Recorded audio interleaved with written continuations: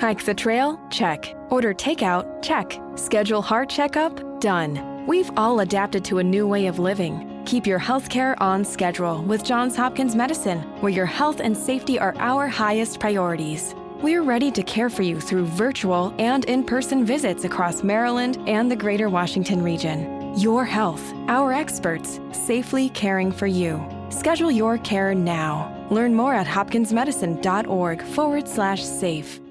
Hike the trail? Check. Order takeout? Check. Schedule heart checkup? Done. We've all adapted to a new way of living. Keep your healthcare on schedule with Johns Hopkins Medicine, where your health and safety are our highest priorities. We're ready to care for you through virtual and in-person visits across Maryland and the greater Washington region. Your health, our experts, safely caring for you. Schedule your care now. Learn more at hopkinsmedicine.org/safe. This episode of the podcast is sponsored by Grammarly Premium. Get a 1-month free trial of Grammarly Premium. Do you want to write the best work emails or the best documents in your office?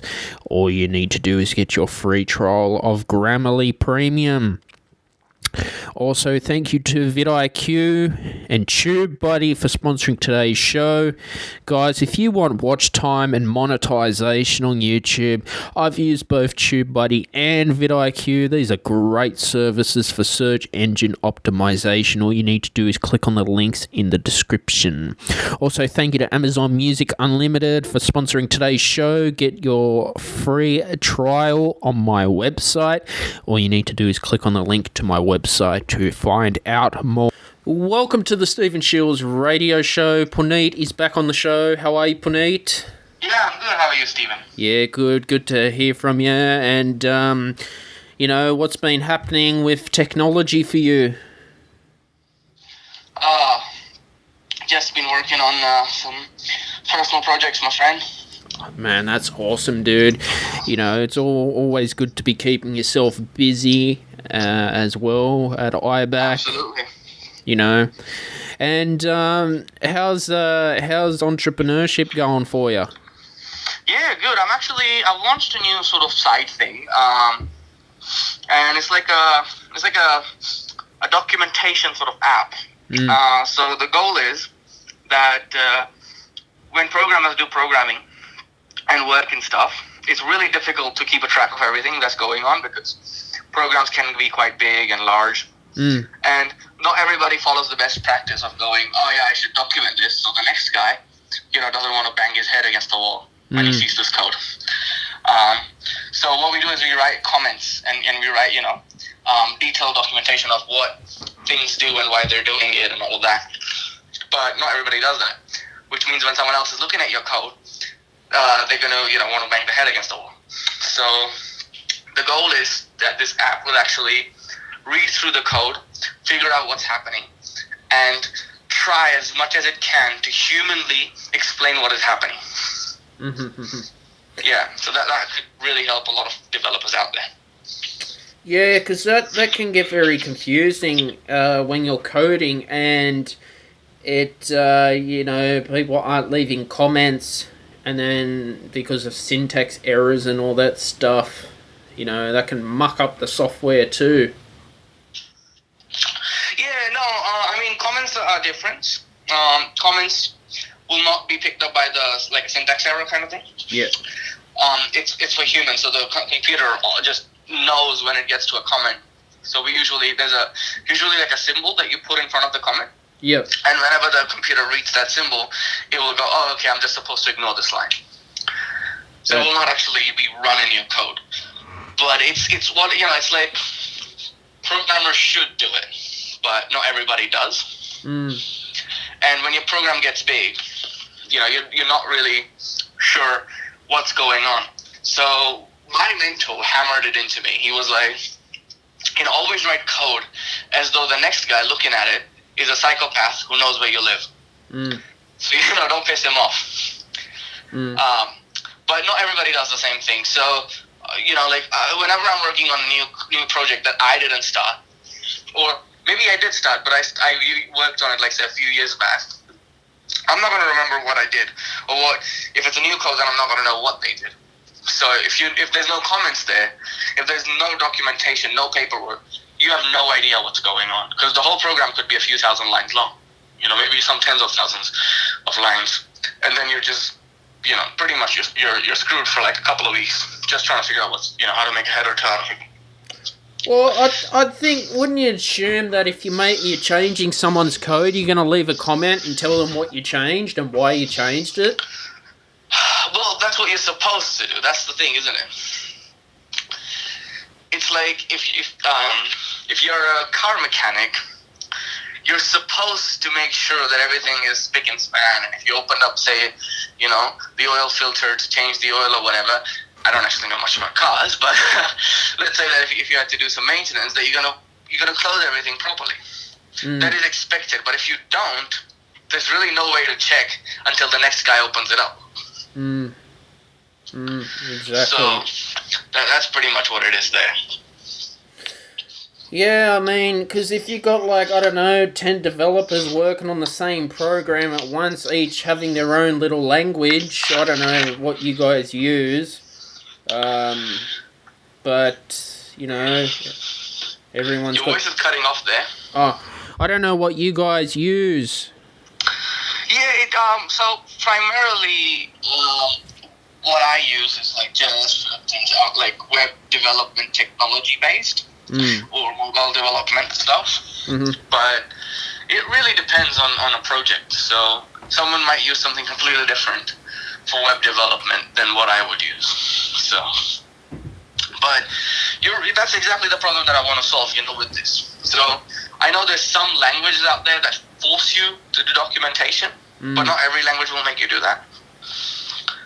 So in that case, you're kind of in a very tricky position, because let's say a client comes to you and says, "Oh, I need this problem fixed," and because the old developers really screwed the pooch on this one. But you can't give a good estimate to the client because you have no idea what's going on. So you essentially end up going to the client saying, "We're going to need a week or two just to figure out what's going on in here, and then we can give you an estimate of how long it will take to fix."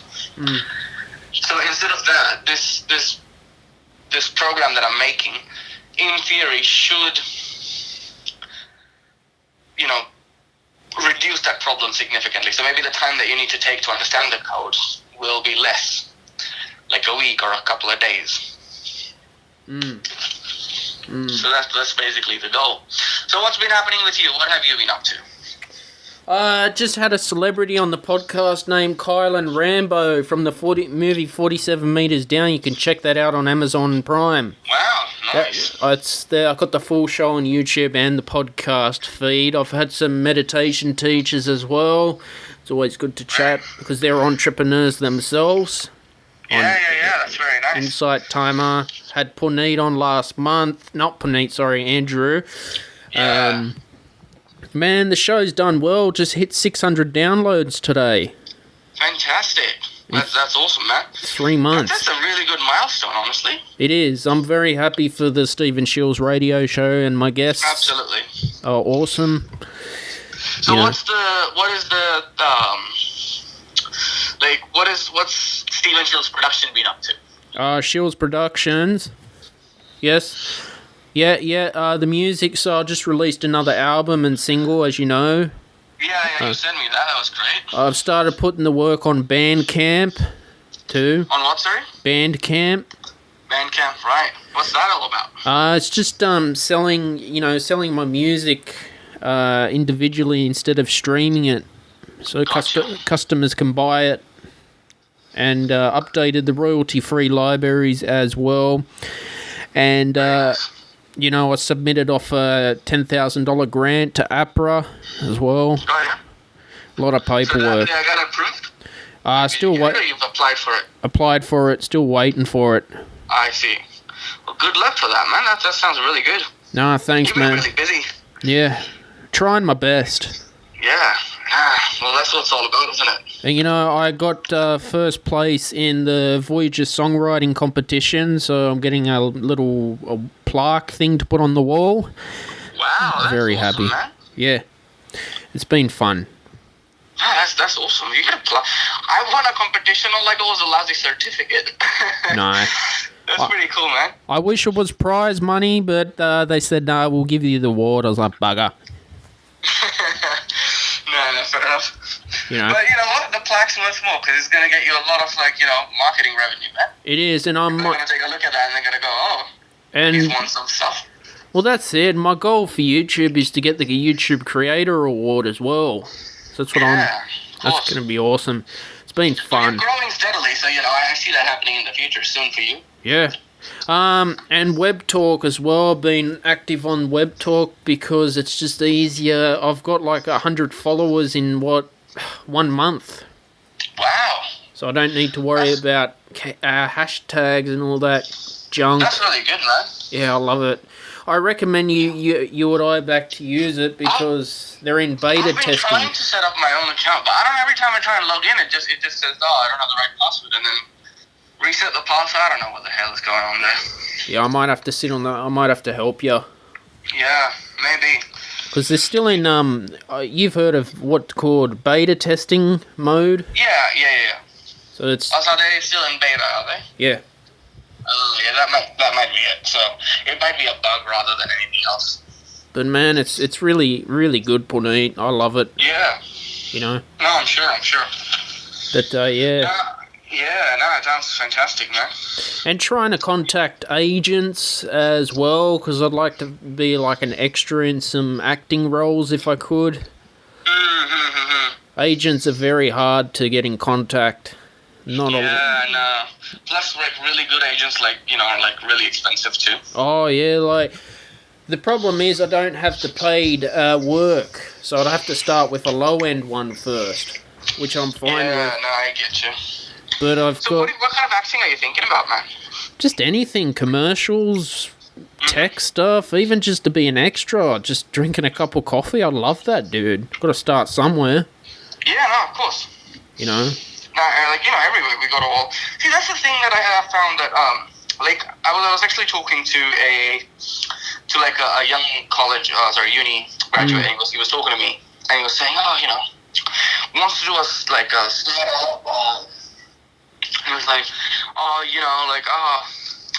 don't want to do all the grunt work, I want to do, I want to make really awesome things, and he had some really good ideas, and he was like, I'm going to change the way the world does, some things in programming, and I was like, that sounds really ambitious, that's excellent.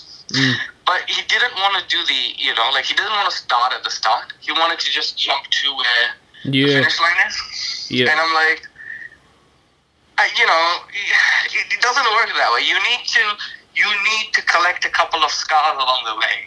The more scars you have, the sweeter the victory. You got to be able to go, I've done this enough times to know that this won't work. Exactly, Punit. I mean, the thing with I've got a portfolio built up so they can see all my music I've done. Now I want to go for the paid work. Yeah, that's the goal. That's the goal for me. Oh yeah, obviously. No, that's the end goal, isn't it? But you've exactly like you're saying, you've done your fair share of free work, of giving away your work, of sometimes working so hard and it not paying off. And then now that when it does pay off, you're like, I deserve this. Not like you go in and you're like, I just expect things to happen for me. Well, the thing with agents, I mean, they want to make money too. You got to understand it.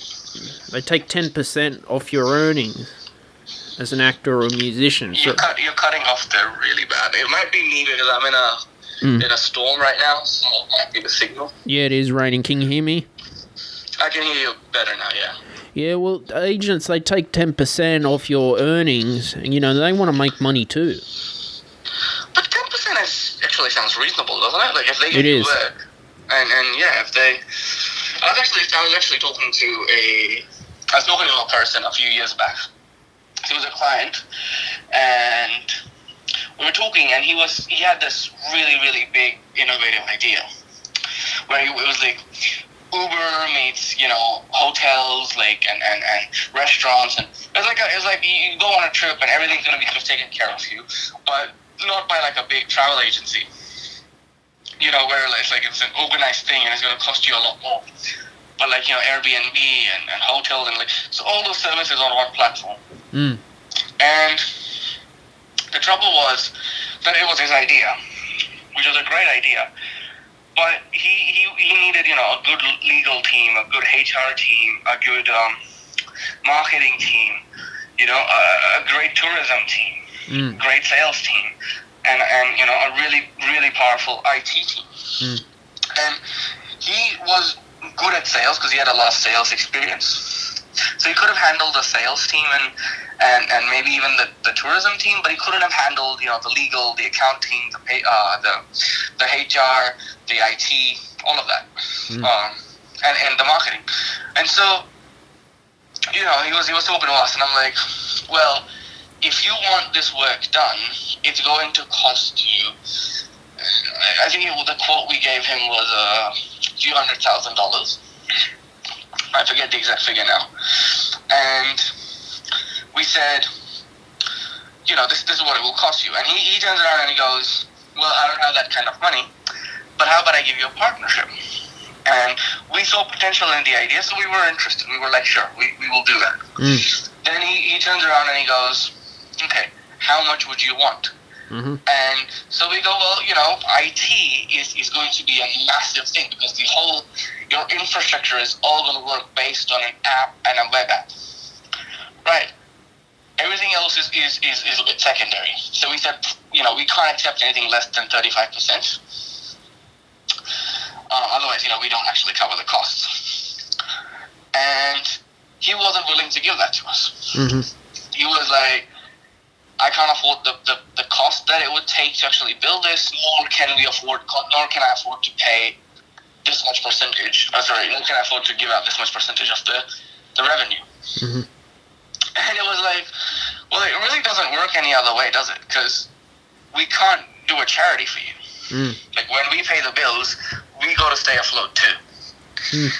But a lot of times, I found people that are like, not reasonable when it comes, because it's a reasonable thing to pay. If your whole infrastructure is working on the IT work that we provide, then 35% is a reasonable amount to pay for that. Exactly. I mean, it's the same with the agent, but a lot of people are like, as soon as they hear, I have to give this much, then they stop, and we're like, well, you don't have anything without this, so it shouldn't matter if you pay a little bit more for that. Well, that's it. I mean, Elvis Presley's agent took 50%. Yeah, I mean, that's what I was saying, agents can be expensive. Like, some agents are like, super duper, like when they sell like hotcakes. If they leave their star and they leave, they come back on the market, other celebrities will try and scoop them up as soon as possible. Oh, shit, yeah. Yeah, and they'll be willing to pay whatever. It's also... because they know that they're going to get the gigs because of the agent. Exactly. I mean, it's also reputation, too. I mean, there are dodgy agents out there who will want to charge you money up front. They should not do that to do all your photos, so stay away from them if they want money straight away. Yeah, I don't know. I mean, I don't know about that, but yeah, it sounds like obviously you would know more about your industry. It happens. Yeah, no, I've met with, I was actually talking to a customer, and he wasn't actually a customer, sorry, he was a potential customer, and then I realized that he's actually not a customer because he doesn't have any budget for us. And then he was saying to me, he's met some, developer, and he's going to charge him like $1,000 or something to do the work that he needed done, which was a lot more than $1,000. But I was like, if you're just starting as a new startup, you might just do it for the exposure, money is not too much of an issue at the time. But then he was saying to me that, this young developer, he's saying to me that he's going to, build everything from scratch for me, start from the ground up and, code every single thing uniquely for me. And my only advice to the guy was, don't pay him. Don't pay this guy. He will never finish your job. Because it's like, let's say I came to you for a particular music design. I come to you and say, can you please compose me something, let's say heroic for my movie? And you're like, sure. Let me just start by, chopping down this tree so I can build a guitar. Well, what are the odds you're going to finish on time? You know what I mean? So it's like that. It's like I was saying, things like that you got to like watch out for as well. You know, you got to be like, does this person actually know what they're talking about, or are they just talking out of their ass? You know, it doesn't matter what your intentions are. It matters what you deliver on. Yeah. It's all about quality, not quantity, I think. Absolutely. You know. No, we have a saying in like IT industry, which is we say that done is better than perfect. Because you wouldn't believe how many clients we've had to deal with, where they've been burned off by their old, like your past developers, and they're you know they've had such a bad experience, you know. And they'll be like, oh, I've been paying them for so long and they've never finished the job, or I paid them for this and they gave me something that doesn't work. You know, and having seen all that, I'm going, you know, it doesn't matter if it didn't look so pretty or it didn't have so many features. It needs to be done. It doesn't matter if it's the most elegant solution, because if the elegant solution takes 5 years to build, the client doesn't have that long. And I think that would apply to like all things, wouldn't it? Like if anyone came to you and you gave them an unreasonable time limit, they'd be like, yeah, I don't think we're gonna work together. Exactly. I mean, you spoke about guitar. Like, if you were to get a custom-made guitar, it's probably you're gonna pay about $20,000. It's 6 months just to build it. No, exactly. So if someone's coming to you saying, hey, Stephen, I need something, and you turn around and you go, I'm going to go get myself a custom guitar just for you. Yeah, that's a bad sign. He needs a composition. He doesn't need you to get a custom guitar for that. It's all about that, you know. That's what sets you, like you know that it takes 6 months to get that, and you know that would be a stupid thing to do if a customer came to you. But if someone else, you know, starting out, who has no experience, and he's thinking this way, well, you know, as a customer, also you need to be, you know, on the lookout for that. Be like, do they actually know what they're talking about? Can they do the job? Does it sound like a reasonable thing what they're talking about? Because you know, there's no need to reinvent the wheel. You already got a guitar that's perfectly functional. Start using that. Exactly. Yeah. You know. Exactly. It's all about managing expectations. You know, it's all about knowing what is required. And I think, you know, as you get more and more into your industry, as you get more experience, you're gonna start learning about it. You're gonna go, oh yeah, I know exactly what to do here. You know, there have been times when a customer's come to me with a particular project, and I've gone, I don't have the right resources for this. And I will literally explain that to the customer, but the customers say, really happy with us. And he goes, no, that's okay. Do what you have to do, but you guys, I want to be with you. And, you know, that reputation is why we do all these things. And then for that, what we've gone and done is for that one customer, we've gone ahead and we've hired some freelancers, qualified freelancers, I have to say, qualified freelancers after really putting them through the vetting process.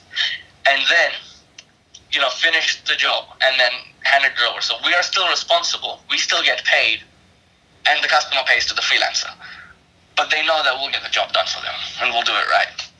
You know, whereas if a customer directly goes to a freelancer, not knowing what they're doing, and you know, you've told me in the past, haven't you? Like you've had similar experiences where, you know, you're like, yeah, they shouldn't have done that. Exactly. Yeah. You know. But no, that's the business world. I think it's all reputation as well. It's a cruel world out there, Punit. It is. It's like sometimes I don't know why. Like, but I was actually talking to someone the other day, and I said to them, you know, I will not give you a timeline or a quote or an estimate until I know I can deliver on that. Yep. You know, and you know, I'm not going to tell you everything that you're going to like. And I'm not going to tell you what you want to hear. I'm going to tell you what is the truth and what you need to hear. Because, you know, this whole thing works on reputation, and plus I don't want to degrade my honesty. Yeah, but I don't understand how a lot of people, like you said, can be so cruel and turn around and go, oh yeah, yeah, I can do your work, and take people's money knowing full well they can't deliver on it, But I guess, that's the world we live in, and we've got to be watching out for that. Reason why I brought that up, there was a man named Jordan Belfort who was Jordan, sorry, what? Jordan Belfort. Remember the Wolf of Wall Street? Yeah. Actually, I haven't seen the movie, but a true story. He created a company with fake stocks and scammed people out of their money, and they never got a return on investment. He went to jail for money laundering and tax evasion. Yeah. And these are businesses that are scamming people. Yeah, absolutely. There are tons of them out there. And they make them look so legit, like it's from Forex or ASICs, but then they're a company in somewhere in Thailand or Mumbai. Yeah. Fucking hell, Punit. It's just weird. It is. That is how it works. There's more restrictions and more checkups now, but at the end of the day, you got to trust your gut, and that's where reputation really comes into play. Like I said, when the old clients I have worked with, they trust me. They know that when I say one thing, it will happen. Where in my jobs, my bosses have always trusted me. They've gone, I will not bullshit them. I will be like, I don't know this. Yep. But I'll tell you one thing. I will know this, in a certain amount of time. But I will not promise you that I will finish this tomorrow because I don't know this today. Whereas, even you get crappy employees. I've got, I know some people who have been, let go because they've promised things to the customers and then they haven't finished on it. They haven't honored their commitment, and then they're like, my boss is such a this and that, and then I'm thinking, well, you told them that you know this. They hired you for that, and then you want to tell them that you don't know? Like, you can't join the job because a hiring procedure costs a lot of money. Does it? It costs. Yeah. When you hire someone, think about it. Okay, in your company, right, Stephen? Let's say that you hire someone. Yep. So if you pay yourself per hour, let's say $50, then if the hiring procedure altogether, just in man hours, mind you, nothing else, took 100 hours, you've paid yourself $5,000. $5,000 just for your hiring staff. Now we're talking, and then you got to add things like you put advertisements out on Seek, Indeed, Jora, all the other platforms, right? Then maybe you got a recruiter. If you hire a recruiter, you have to pay a recruiter a fee. It's something like $10,000, $20,000. So anytime you make a hire, it costs you a lot of money. It's a very expensive procedure. It is. What's the difference between hiring an employee versus an independent contractor, subcontractor, or a freelancer? Well, freelancer, there's rewards and risks to both. So when you hire someone as a contractor, for example, you don't have to pay them super. You don't have to pay them, sick leaves, annual leaves, grief leave, all of that. The time they work is the time they get paid for, but they get paid extra for that. Well, right? They just also you have to pay them GST. Yeah, don't they just hand the invoice off to you and you just pay them and that's it? Pretty much, yeah, that's it. So you're not really responsible for them. If they can't do the job, you can leave. Yeah. Right? There's no job security. If you're an employee, you get all of those things. You also get things like, you're sick. Don't worry, we'll take care of it. Oh, someone passed away. You're going through a tough time. You get those, bereavement leaves and other types of leaves that there are. And you also get annual leaves, you get superannuation, you get long service leave, all of those things, which you wouldn't get that on as a contractor. Yeah. And you're also secure because what you get is if they need to get rid of you, if they terminate you, they still have to pay you for an X amount of weeks. So it's usually like a standard is they have to pay you like a month's work, or they have to give you a month's notice. Mm-hmm. In which case, you still got a month's payment, while you're looking for a job. Mm. But yeah, like as a contractor, according to the terms of the contract, of course, they can just get rid of you immediately, and your contract is over with them. It seems to me it's just much easier for an entrepreneur to hire a freelancer or a subcontractor, independent contractor, because it's less paperwork on your end. You just pay them the bill and that's it. Correct, but you got to pay them more though. Yeah. And also, an employee is answerable to you. A contractor is also answerable to you, but an employee is bound to you. Like, he's working for you every day of the week, full-time kind of thing. A contractor isn't bound to you, which means that if he does a shitty job, and you don't pay, and you pay him, and he delivers something very bad to you, you can't get that payment back. Yeah. That's done. That transaction is over.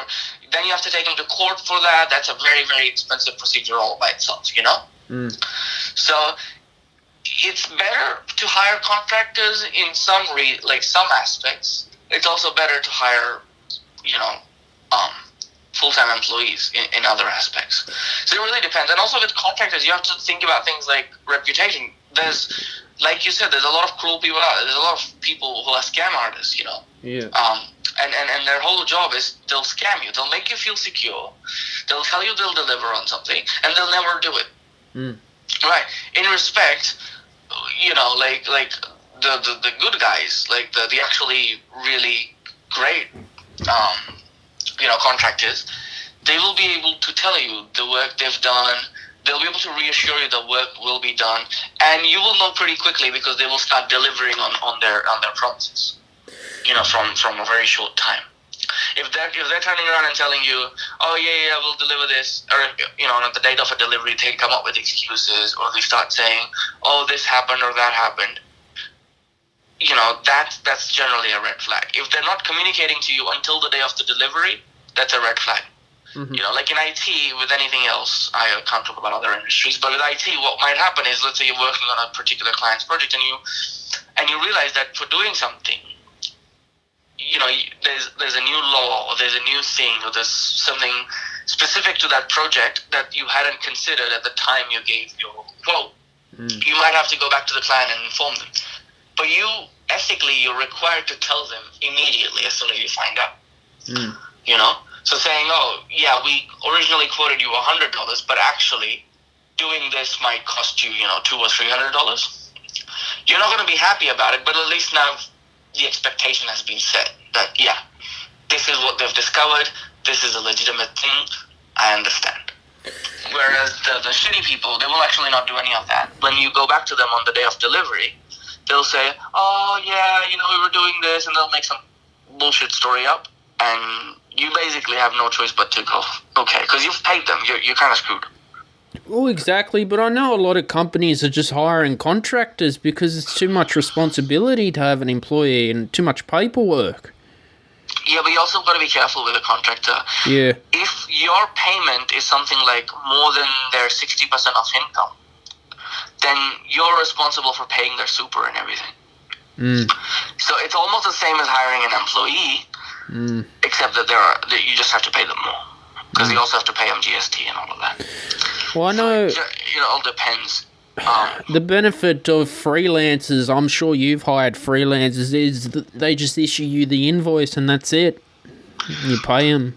Yeah, but the key word I've always used is as a qualified freelancer. Yeah. Knowing the difference is very important because when I was looking for someone to do some content writing for me, I must have paid probably around $7,000 to $10,000 to various different people to get no good service. Then they said they will give me a let's say a blog page or whatever, and they deliver on it. It's just not good. Yeah. Or it's not right. And I had a particular guy who charged me, I think, $500, something like that. And what he gave me was an essay. Yep. Now, it was a good essay, but it was an essay. It's not engaging. No one wants to read it. It's not an academic thing. Mm-hmm. Now, luckily for me, the company was paying the bill, so I just had to go find the people. But if you're paying the bill, if it's coming out of your pockets, right, Shields Production, how much money can you afford to invest into it before you go, I need to go, you know, like find, at what point in time do you start panicking, how much money can you invest before you start panicking, because it is a service that is required, but it is also a service that is you're not finding qualified people for. But whereas if you're an employee, there is you've tested them thoroughly, they've gone through a probationary period, so now that this person can do the job, because in a probation time they can get rid of you. You can get rid of them. Right, and you can go, I don't think it's working out, mate. He is today's pay or payment up until today, and ciao, see ya. So that leaves both. That's good for both the employee and the employer, because the employee can go, I don't actually like this work, so I'm gonna go. And the employer goes, he's actually not that good. So yes, you did invest a lot of money into recruitment, but it saves you a lot of bullshit with other stuff. Yep. Because with a contractor, you have to pay them. Then you can take them to court about the crappy work they did. But you do have to pay them. You can't just not pay them, because then they take you to court. Well, most of the times they make you pay before they work, don't they? Yeah, exactly. Well, that's what anyone would do. Builders that's just how the business world works. Builders do that, I know for a fact. No, it's a different model. We are a company. Right. When I was working, when we talked about it, we were a company. We when you came to us, we're a reputed company. We have other clients. When a freelancer, if I came to you as a freelancer, I would do the same thing. Because as a freelancer, you're my client. You're my client. If you don't pay me, I don't have other resources to fall back on. Yeah. Right now, I might have 10 different clients at the same time. But you really don't want that freelancer, because if he's got 10 separate clients simultaneously, how much work is he going to be putting into your work? That's it. Yeah, so it's things like that. So when we talked, at that time I was doing IBAC, and now since then I'm doing this other job. But what's happened there is IBAC had a lot of funding. Right, IBAC wasn't in a position where it was like, we're not making ends meet. Right, so you can pay us at the end of the month, and we'll give you the hours that we work, and we'll bill you for the hours that we work. If we work less hours, we'll bill you less. If we work more hours, we'll bill you more. We can do that. As a company, we can do that. We have customers who can vouch for us, so you can trust us more. Right, you can trust the work I've done, because there's customers that will swear by me. Right, but if you don't have, if a freelancer you're meeting, and you're let's say a big project, he can't afford to do other projects simultaneously, not unless he has a team, and not many of them do. So they have to make you pay up front. Yep, exactly. And in that particular incident, you're now in a position of vulnerability, because what are you going to do? If they don't do a good job. Yeah, the business world becomes a game of chess, I think. Pretty much.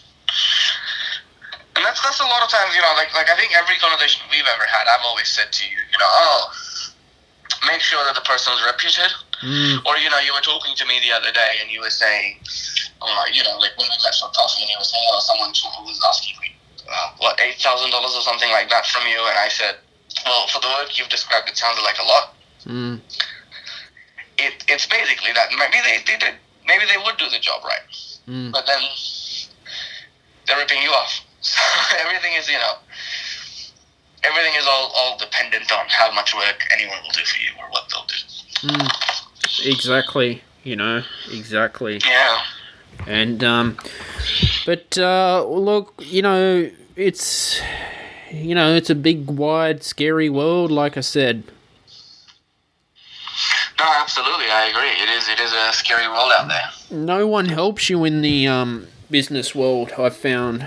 It's like you're just sitting in the ocean by yourself.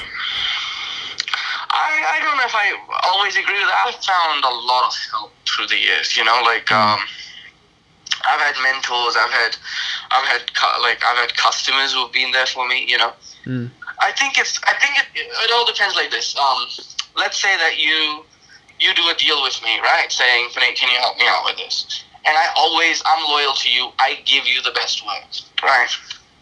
Which I've always done for every company that I worked for. And so if I were to go back to any of them, they'd hire me in a heartbeat. Because when I'm working for them, I'm loyal to them. I wouldn't take their clients. I wouldn't keep separate secondary deals with them. I would deliver when I say I would deliver. If I can't deliver, I will let them know. So by being that way, like if I'm doing the same thing to you, if I give you that courtesy, in my time of need, when I was there in your time of need, in my time of need, what are the odds that you're going to betray me? None. But obviously, look, it takes a while for that relationship to be built. So I will agree with you that when you're starting out, when you're new, when you're building new relationships with new people, it's hard because some people, like we were talking, like other people out there too, scam artists, con artists, only out there for themselves. You might run into those people, but I don't think everybody out there is to get you. No. You will meet people with integrity and honor. People out there that to them it means something. When you're their customer or when they're in business with you, it means something to them. So they'll show you loyalty, and they'll give you encouragement. So I've been very blessed to have met those people. So I wouldn't say that everybody out there is like that, but there are a lot. I will agree that. Well, that's it. I mean, I can tell when someone's done a good job in a shitty all-nighter. Oh, yeah, for sure. Entrepreneurship's taught me a lot, Punit. I beg your pardon? Your voice is cut off there. Entrepreneurship's taught me a lot. Yeah, absolutely, man. Absolutely. It's, I worked as a freelancer and stuff as well, and it's a real eye-opener, to be honest with you. I wanted to say, you get the big entrepreneurs like Steve Jobs. He was the CEO of Apple, but he got fired from his company. I don't know how that works, getting fired from your own company. I don't get it. I don't know too much about the history. I know of that it did happen. I just don't know what the inner mechanisms were. But the way I would think that could work, and again, I'm not a a corporate genius or anything, but in theory, the way it could work is that if you have multiple shareholders and there's a vote, you could be cast out of your own company because majority would be against you. Oh, God. That's scary. That's like one day when I get big in Shiels Productions and then they get rid of me from my own... Jesus Christ. Well, it doesn't happen all the time. That's why it was such a big hullabaloo about it. Steve Jobs, the inventor of Apple, the founder. How could he be kicked out? But it's not like you look at Mark Zuckerberg or Bill Gates or any of them. They don't get what are the odds that Mark Zuckerberg's ever going to be kicked out of Facebook? No, that doesn't happen. It's just an anomaly that it would happen. I mean, not at that scale. I mean. I'm sure it might happen to. I'm sure it has happened to other people that we may not have heard about. I just like to think that it's not a very common thing. It's all about relationships, Business, like I was saying, it's all about relationships. So you probably want, as shareholders, people that you trust, and other people who have bought in, you want to keep an eye on them that you don't trust. Exactly. So you just want to make sure you've got people you trust on your end. So that way you never get kicked out of your own company, and that could mean anything, There was back in India, my uncle's friend and my uncle were in business together, and he made acids for factories and stuff. And my uncle, he has a massive manufacturing plant where he makes plastic bottles and other basically bottles of all shapes and sizes, anything you can imagine. And so what he used to do, he was a sole provider for the manufacturing for, the bottles in which the acid would be, stored and then sent to the factories and stuff. Now, what happened is there was my uncle's mate and his partner had some issues. And his mate, with some funny paperwork, decided to take the company and kick this guy out.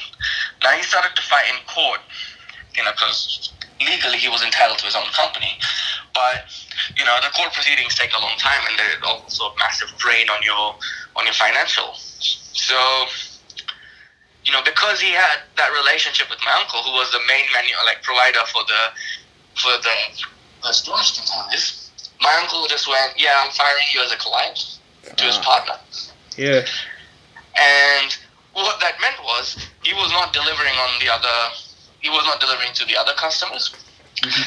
Now, he tried desperately to get other manufacturers to side with him, and he got a couple, but, my uncle's a pretty big name in the industry. So, someone to be able to provide that large quantity became a problem. Exactly. And, yeah, so, no one could, he couldn't get anyone who can provide enough quantity, large enough quantity to do the product, to meet his requirements. And so his shareholders and customers started firing him. And he basically got into a very, very crappy position where he had to let the old partner back in. My uncle came back with his mate. And now he is still a partner because you can't kick him out. But nobody really trusts him. And, now that he's shown himself, he's in a shitty position. But, so that's what happened. Because my uncle's mate had that relationship with my uncle, when he left, so did my uncle. So my uncle fired his customer, but that meant that, his mate could get back at the top, and then he'd get a customer again. So, all depends on the relationships you keep. Yeah, building relationships. Yeah, so it's very hard. You trust. Takes time too. Oh yeah, absolutely. That's rewarding at the end of the day. Absolutely, I think so. Nah, so yeah, and with IBAC, what are you working on? What else you got coming up? Well, IBAC's actually nothing right now because I've taken another job, so I've put that on hold, and so that development's still going on there, but I'm no longer part of it right now, and now I've sort of moved on from there, but. Yeah, things that I was working on with IBAC, a couple of things that were actually still my ideas and my projects. I'm still working on that. So the last time we talked, I was telling you about the drag and drop sort of website builder and stuff. Yep. Mobile apps and stuff. So yeah, I've just been working on that. I found new tech that's sort of coming out and emerging, and it's very secure from the get-go. And I'm thinking I might start building the new components of that, software with the new technology, and slowly start phasing out the old components in favor of the new one. And that way, when customers use it, they get something very secure out of the box for them, rather than, it being vulnerable and then them having to go and pay security people to make sure that it's, perfectly secure and all of that. Exactly, Yeah, security is a big thing, because if you're selling things on your platform and I manage to find a way to hack that could be a big problem, for you and your customers and everybody. So yeah, slowly, Punit. I mean, yeah, one step at a time, man. Eventually, with my I've just renewed my GoDaddy website for another year. I'm very happy. That's excellent. And looking at moving to SSL security soon in the future as Shiels Productions gets more funds. Looking at doing that. Renewed my business email. Very happy. Got the business bank account. Celebrating. Oh, fantastic. Awesome. Do you get an F+ machine and stuff, or not really? No, just debit card. Right, do yeah, that. or debit guys. No, I know, because I'm going to like an F Plus machine for IBAC. Yeah. And I went to the bank and I was talking to them and all that. And all right, Punit, thanks for coming on today's show. Where can people find you on your social media? Well, my social media is still the same. You can just look me up on IB a Coder, and yeah, that was my handle. So I left IBAC, but I'm still on IB a Coder. All right, I'll catch you next time, man. Have a good one. You too. Thank you for listening to today's episode of the podcast. Thank you to the sponsors Grammarly Premium, vidIQ, and TubeBuddy, and Amazon Music Unlimited. Also, new podcasts are out every Friday, so go and turn on those notifications so you can get notified of new episodes. And also, you can subscribe to the podcast. You can turn on those notifications. Also, if you want, you can follow me on Bandcamp. You can send a donation to my GoFundMe page to help with equipment upgrades for the podcasts. And you can check out my music on pretty much most streaming services out there. And follow me on social media. You can follow me on WebTalk as well. That's what I'm using now. Hike the trail? Check. Order takeout? Check. Schedule heart checkup? Done. We've all adapted to a new way of living. Keep your healthcare on schedule with Johns Hopkins Medicine, where your health and safety are our highest priorities. We're ready to care for you through virtual and in-person visits across Maryland and the greater Washington region. Your health, our experts, safely caring for you. Schedule your care now. Learn more at hopkinsmedicine.org/safe. The sweet aromas of the apple fritter, cinnamon roll, and blueberry muffin are hard to resist. So making it the rest of the way home without reaching in your McDonald's bag is no easy task. But nothing worth doing is easy. Wake up and pair any one of these sweet, fluffy, frittery bakery treats with a McCafe iced coffee. Get any size and any flavor for just 99 cents until 11 a.m. Price and participation may vary. Ba-da-ba-ba-ba.